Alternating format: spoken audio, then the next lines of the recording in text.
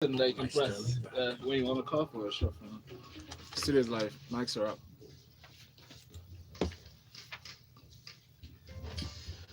Good morning, Lagos, and thank you for joining us. It is time for us to get into detailed analysis of our newspaper headlines this morning inside of Freshly Pressed 981. This is Smooth 98.1. I'm Ayo Mairo Ese. Good morning, Lagos. And I'm Valentine Ohu. If you'd like to join the conversation this morning, you can send your messages to WhatsApp on 0809 444 On Twitter, we're at Smooth981FM. Use the hashtag Freshly Pressed 981. We're also streaming live on YouTube. Please watch us and see what's going on behind the scenes, as well as use the live chat option to send your messages. All right, we are going to take your messages as they come. We have in the studio with us Nwaji. Nwaji is live in the studio. He's at the corporate MC, the corporate with a K. Good morning, Nwaji. Morning, Valentine. Morning, Aya. And good morning, Lagos. Good morning, the corporate MC. We see your work. We see your work. You guys know. And special thanks to Taiwo Oyewole for stepping into the studio. He's at Taiwo Oyewole on Twitter. Good morning, Taiwo. Good morning, Lagos. Thank you. Everyone. Thank you for joining us. And Mista Ceee on Twitter. Good morning, Mista Ceee. Welcome. Good morning, Valentine. Good morning, Ayo. Good morning, Nwaji. Good morning, Taiwo. Good morning, Lagos. Thank you very Fun much. fact for Friday, C and Nwaji went to KC together, so they've known each other since secondary school. That's my dog. So just imagine, Nwaji though, just give us a bit of a flashback in school. Were they always playing on his name against the school's name? Who? Oh, KC. KC. Not really. C. No, actually. I never thought about that. So that was a clip that just came out recently. Okay, I see. All right, now we'll put that to rest. Let's start with our first story from New Telegraph. This one goes to you, Taiwo. The defense headquarters says that we have no secret graveyards for 1,000 soldiers, in reaction to the publication on Wall Street Journal. Your thoughts on this, please? Just a quick backstory. I think Wall Street Journal published an article saying that the defense had this secret grave within the Malari cantonment in Maiduguri, Borno State, or around there. And the army is coming back to say, look, that this isn't true, that there's a designated cemetery for fallen heroes or dead military officers, and they're given the proper rites of passage. They're given the proper rituals that go with deceased military officers. In the sense, they have a cenotaph. They're given the honors guard or whatever it is that they do for them in that sense. And vehemently debunking these allegations. My thoughts are, I haven't read the Wall Street Journal article, but I'd like to know what they're basing their facts on. To be able to make such claims in the first instance. 1,000 bodies being buried there. And then again, I ask myself, why would the military want to bury their own that way? There's a code of conduct. There's a particular way they're meant to behave in itself. So it begs a lot of question, and I think one of the politicians has also latched onto that, and then trying to turn it political as well in this regard. So, I know the Wall Street Journal is a reputable organization. They've been in existence for years, so they wouldn't just come out and write these things there. But I also like to know what the sources of their facts are. Yes, that's where the real question, lies. We're wondering, okay, how did they get their facts there? They have published a lot of damning accusations or damning allegations against different governments, not just Nigeria. We'll know about the Pakistani, terrorism accusations, allegations rather, that they published, and so many other ones, even in the U.S. But what would you suppose this information came from? Because now we're seeing that the reaction is coming from the PDP, People's Democratic Party presidential candidate Atiku Abubakar, who's calling for investigation into the alleged secret burial. These are questions that are lying in there. I don't know if you have the answers. I don't know how I would have those answers. What I would say is this: if I were the military, I would commission something as well, just in the spirit of transparency. Yes. Generally, just to say, look, get a third party, a third eye to come in and look at it, and then give their own final assessment of their own evaluation, and say, look, this thing doesn't exist, this thing exists, or maybe it might have been in another form, or that things were, because it's a bit worrying to say that, because the military is a very disciplined organization, whether it's the Air Force, the Army, the Navy in themselves there, and then to bury their own soldiers like this, just throw them in a mass Yeah. grave. According to the allegedly. Allegedly, It just you know, doesn't- so doesn't it's make a- any it sense. doesn't make it, as in it's a very, very troubling thing to even think about Mm. in the first instance. That's why I said, look, let the Wall Street Journal come out. I will look for the article, but where did they get their facts from? Who's supplying them that information? Are there pictures to support this? Mhm. You know, is there any kind of it's a very strong allegation when you go this route. In the report, I just glanced through it. What they said was that one of the reasons why the military would do that was to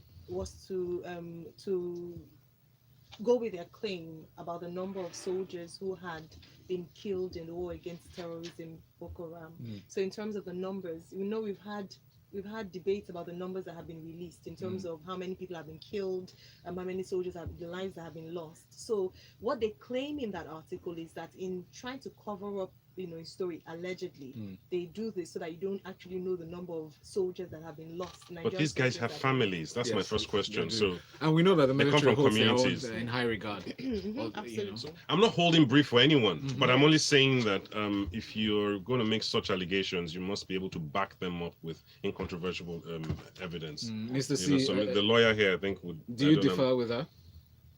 I have a different opinion. Oh, okay. Now, we've seen several videos published by Boko Haram in which men wearing Nigerian army uniforms are slaughtered like chickens. And then the army comes around a few days later to suggest those videos were doctored or manipulated. My grouse with the army is that the army hasn't always been transparent and open. So I have serious doubts that they can truly investigate this matter or refer to a third party. Serious doubts that who would. That the Nigerian army will seriously conduct any honest inquiry into this matter. Because I have no reason to disbelieve the report of the Wall Street Journal.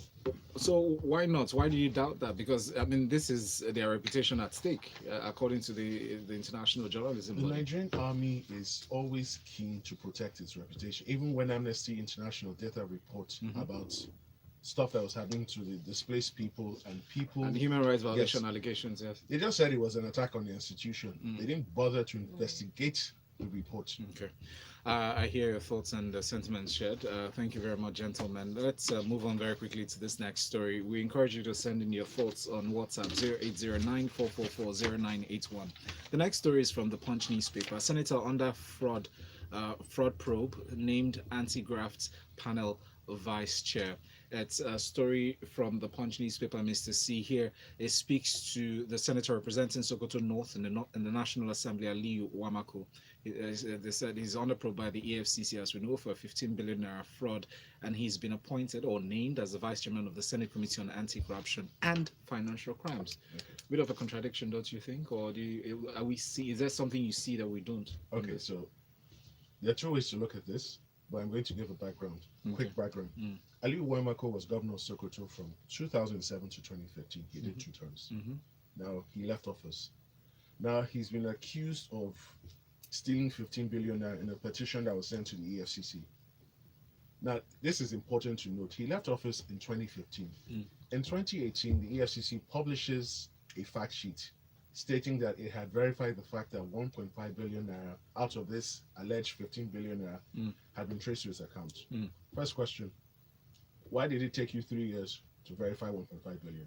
And having verified it, what exactly have you done with that piece of information? Now, he's gone on to be named the vice chairman of the Senate Committee on Anti-Corruption, which directly supervises or has oversight over the EFCC, which is investigating him. Welcome to the land of absurdity, Nigeria. This should never have happened. But the Senate will stand on the legal ground that you're innocent until proven guilty. Exactly. And because he has not been arraigned in court, it remains an allegation. But in serious countries, he would not even be up for information. Why? Based on the reason that he has fraud allegations against him? Yes. Okay. And then the story also goes on to say that 11 other members of the Senate who are facing corruption probe matters were actually in court. Please, why are they there? Are they the only ones who can represent their constituencies? And how do we project to the world that we're serious about this fight against corruption. So what you're saying, the sentiments you're expressing here on the show, sounds like somebody saying, "Oh, somebody shouldn't be given an award, or somebody should stop working based on allegations that have been leveled against him." And you said also that an individual is innocent until proven guilty. So why should they stop functioning or taking up roles? Here in Nigeria, we abuse the law. We know how to play the legal system to get away. In serious countries, you would have to go and clear your name. But here, you're accused of a serious crime. You don't want to clear your name. You're just quick to say you're innocent until proven guilty. And then the way our cases drag on in our court system, it takes forever. Ojuzo Kalu left office in 2007. His corruption trial is still going on today as we speak. Good reference there. Thank you very much, Mr. Ceee, for that analysis. Thisday newspaper has the next story. House Committee uncovers massive recruitment fraud in the ministries, departments, and agencies. They've uncovered, amongst other things, how a board chairman allegedly recruited 1,000 people from his state, while a former minister recruited 100 people from his state. Issues of corruption, nepotism, all abound in this story. Waji, your thoughts on this, please? All right. I know that on several occasions I've always talked about how we need to professionalize the civil service, and in not doing this, these are the issues that now come out of it. The mere fact that we're having this conversation in 2019, that people's cousins, brother, in-laws, neighbors, stepdog is just getting a job because they happen to be associated with you is an absolute shame. Stepdog. I'm just saying, it might as well be, you just got married. But do animals come in the nepotism accusations? Your words, Valentine, not mine. All right, so I'm just saying, you can refer to them as whatever kind of domestic animal you feel, because they probably a domestic animal has a better purpose than these individuals. The irony, I'm just saying, you started it, Valentine. I'm sorry. I didn't. All right, the irony is that we have a big problem within the civil service, and it needs to be leaked. It needs to be plugged, because we continue to have these issues over and over again. This is not the first time we're hearing it. I'm happy that they are now having these conversations to make sure that people can now begin to pay attention to the fact that this has been going on for too long. So I think an audit needs to be done on your workforce and your manpower to now begin to ascertain how these individuals got there. And if there is a nepotism clause, then you cannot have carte blanche to just recruit different kind of people who happen to be from your region, whatever the case may be. Now, at the same time, nepotism now speaks specifically to people who are related to you.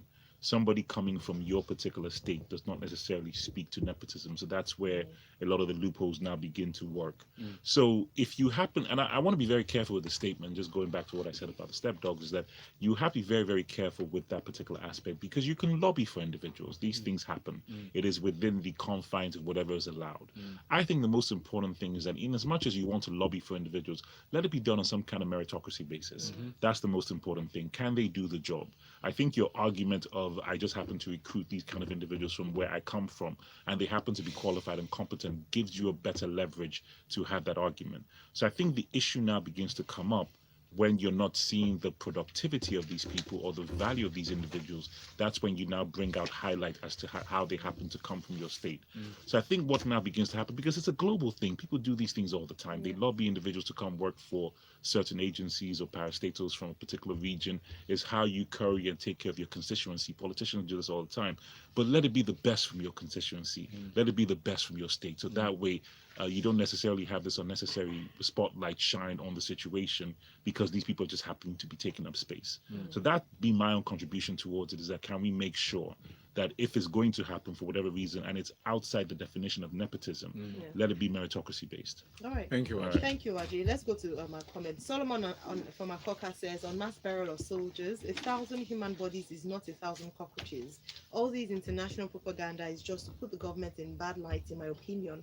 I presume that these burials were done by soldiers, and would they treat their colleagues like that and keep mum about it, knowing such fate can befall them as well? We also have Ugbo Machidoze saying that why are we talking about nepotism in the ministries? Didn't our president say he would appoint only people he knew or he knows as ministers? Yeah, but that's not nepotism. And then Benga Kamu says the stories coming out of Nigeria are depressing. How many times do we hear cases of individuals filing agencies with their filling agencies with their relatives and family members? And then Mary Jane says, land of absurdity indeed. Where's Akpabio today? Even when the ICPC has just traced misappropriated resources to him, the case with Mamako is just one of the things we accept as, in quotes, normal in these crimes. All right.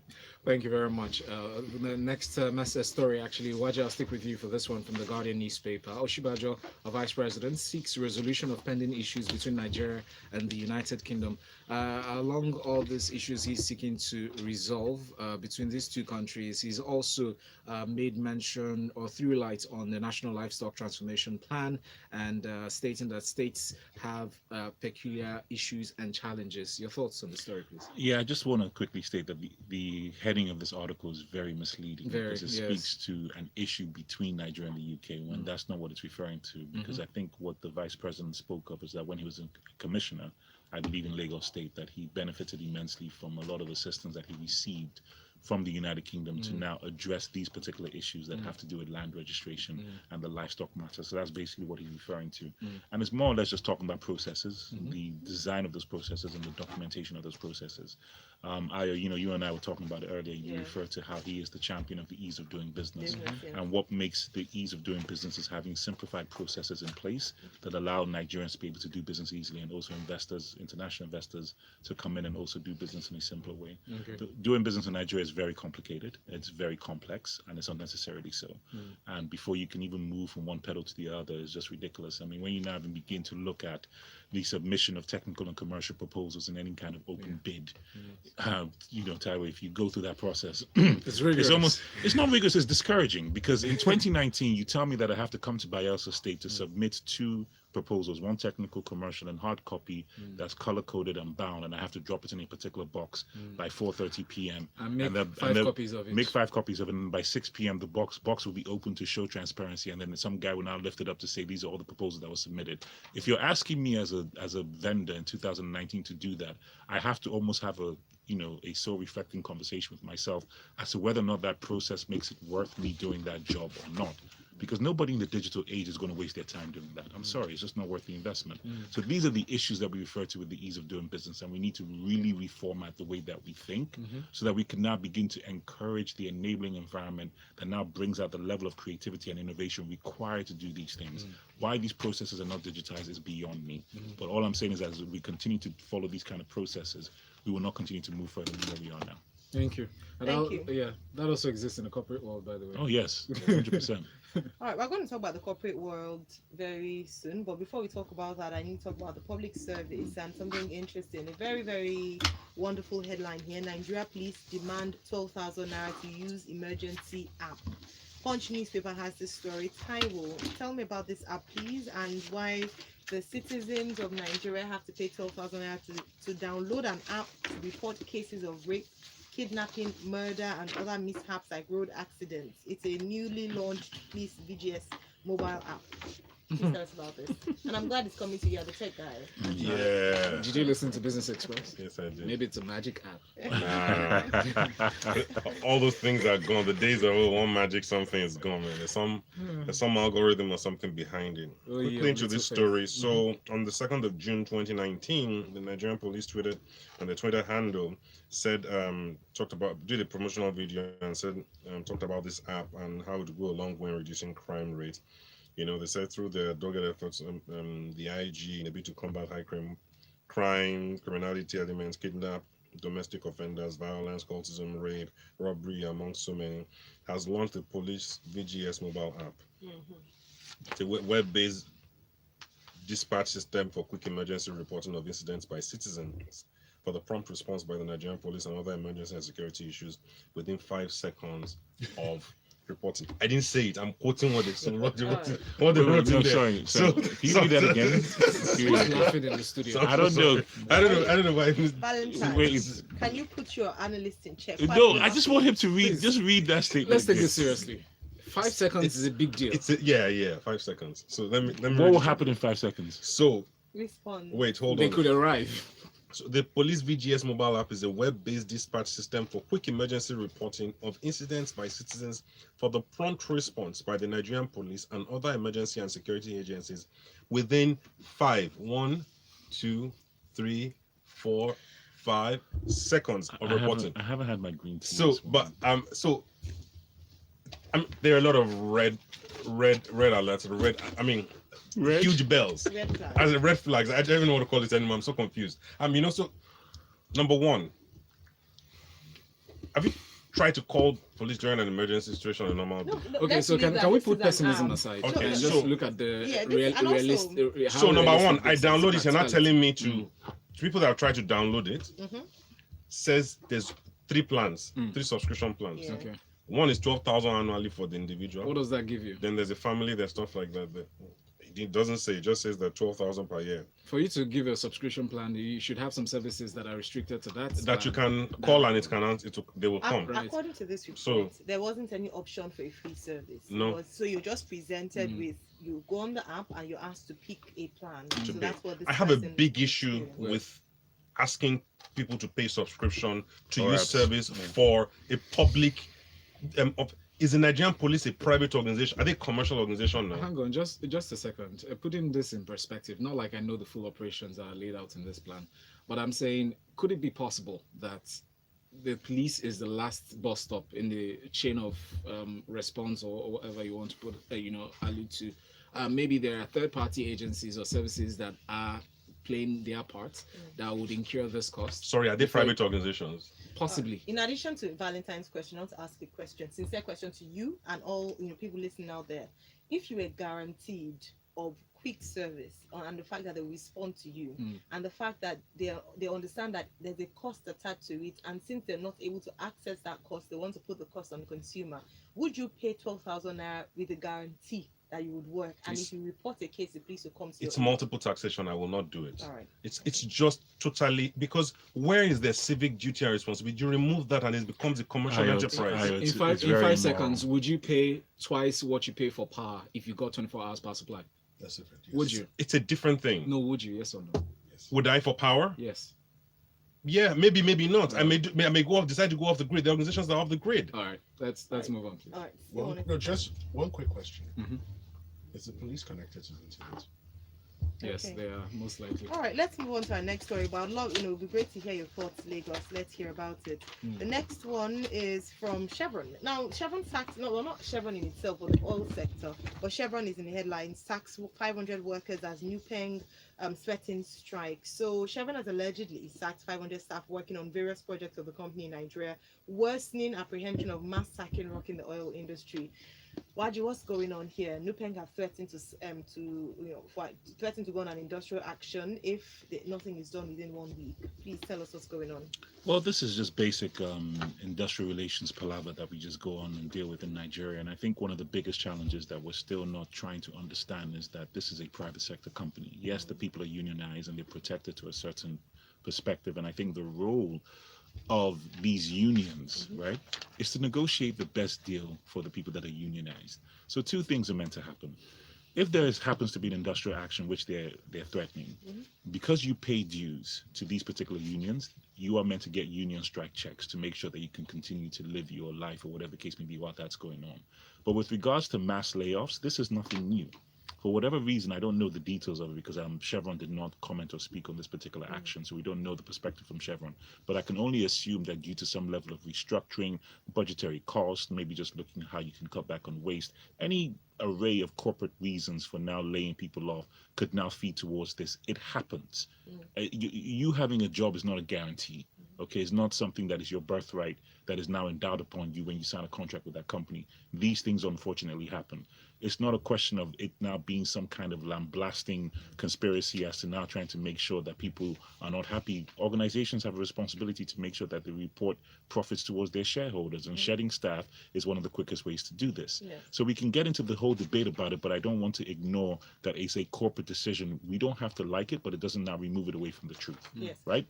So, however, when we look at, it's not just about the sacking, like you mentioned, it's a private sector organization. They can choose to do what they want to do. Right. But how about labor laws and protecting the staff and the process in which these staff members are dismissed? Also, the claim that NUPENG are saying that majority of the people sacked are their members.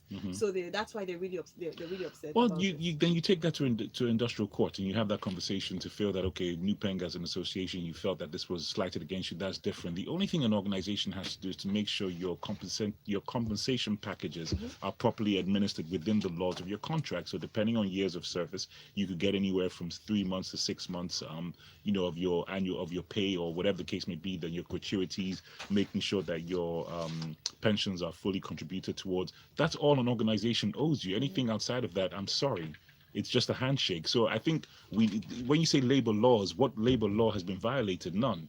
If we're going to speak from a very legal perspective, and I want us to become very, very dispassionate about these things and pay attention to it, because I think when we have these conversations, we get into these frenzies as though these corporate behemoths are now coming down on people. Yes, you can argue about the sentiments of it, but let's not move away from the facts. Organizations restructure for whatever reason. It's within their entitlements to do so. So what is key with regards to, and that's why I always get very, very finicky when we use the word labor laws. What labor laws have been violated? Do you understand? So that's where we need to be very careful. And I think what's even more important for me on this article is that we haven't heard from Chevron.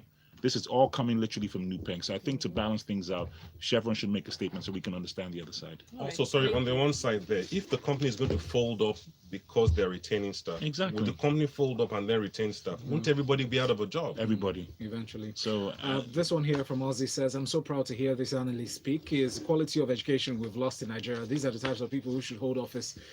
You hear? If we are going to get it right. On the stories coming out of Nigeria, I am ashamed. Why did I go to school? As a Unity School product, I'm so sad to see how half-baked individuals are running this country. We need help.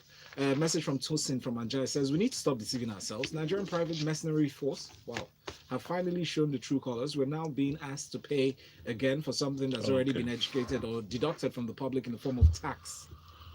All right, thank you. Let me go to you, C, for this next one. President Buhari pledges employment for youth population. So yesterday he restated his administration's commitment to create jobs. The same thing we'll be hearing that, Empower and a number of projects he identified in this report. Can you please take us through this very quickly?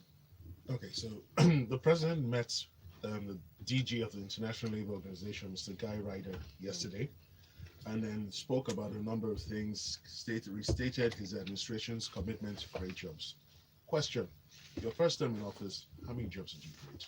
Okay. Scorecard. Second term, he's promised to create 100 million jobs in 10 years. He said he did 5 million. A report mentioned that he said through the various intervention projects, he's created 5 million jobs. The evidence isn't out there to support that claim. All right.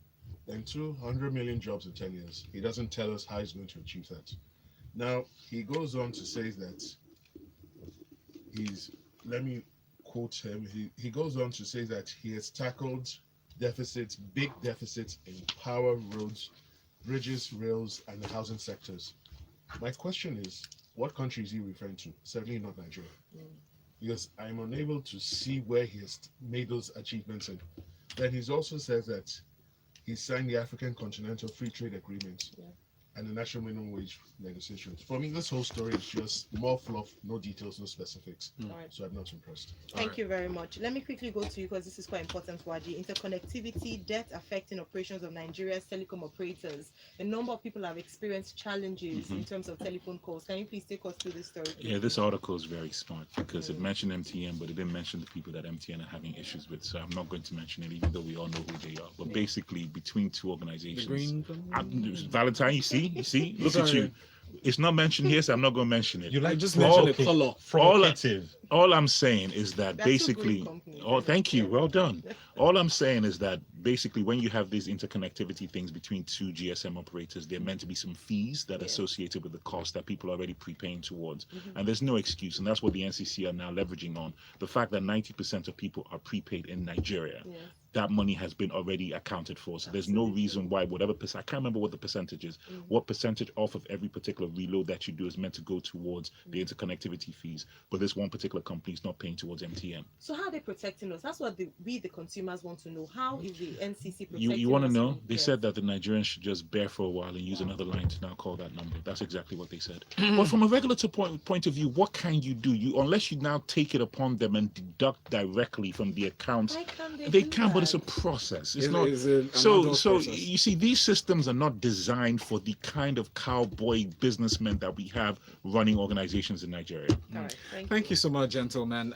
We apologize for the lack of time, so we will go through your messages remotely, and maybe let's continue this conversation on social media. On Twitter, we're at Smooth91FM, the hashtag FreshlyPressed91. Waji is at a corporate MC. The corporate starts with a K, and we have Taiwo at Taiwo Oyewole. Thank you so much, and Mr. C, Mr. C.